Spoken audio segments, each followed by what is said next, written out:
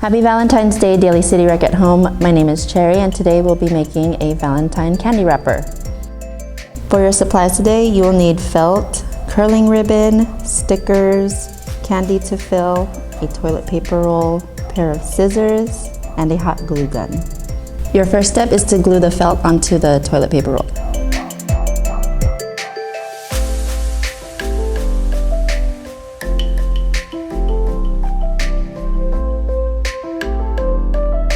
Your next step is to tie one end with the ribbon, fill it up with candy, and then tie that other end, and then curl the ribbon with the scissors.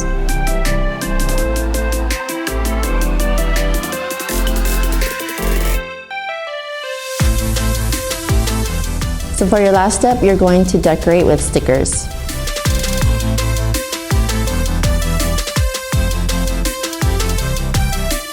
And that's how you make your Valentine candy wrapper. Thanks for watching.